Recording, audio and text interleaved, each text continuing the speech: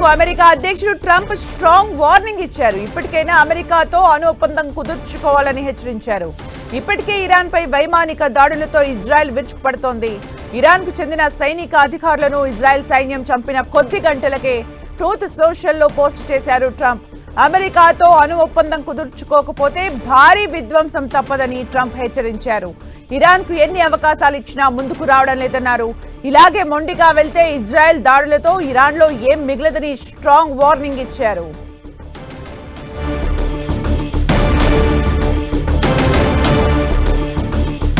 అమెరికాతో అణు ఒప్పందం కుదుర్చుకోవాలని ట్రంప్ హెచ్చరించారు. ఇరాన్పై వైమానిక దాడులతో ఇజ్రాయెల్ విరుచుకుపడిన నేపథ్యంలో ట్రంప్ ఈ వ్యాఖ్యలు చేయడం జరిగింది. ట్రూత్ లో పోస్ట్ చేశారు. అణు ఒప్పందం కుదుర్చుకోకపోతే భారీ విధ్వంసం తప్పదు అంటూ కూడా ట్రంప్ ట్రూత్ లో పోస్ట్ చేశారు.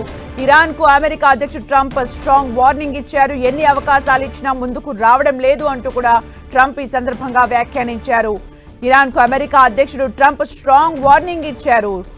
ఇజ్రాయెల్ దాడులు చేస్తున్న నేపథ్యంలో ట్రంప్ ఈ వ్యాఖ్యలు చేయడం జరిగింది. ట్రూత్ వేదికగా ట్రంప్ ఈ వ్యాఖ్యలు చేశారు.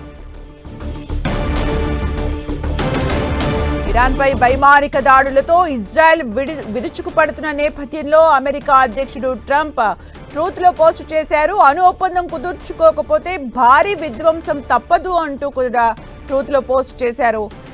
ఇరాన్ కు ఎన్ని అవకాశాలు ఇచ్చినా ముందుకు రావడం లేదు, భారీ విధ్వంసం తప్పదు అంటూ కూడా ట్రంప్ ట్రూత్ లో పోస్ట్ చేశారు.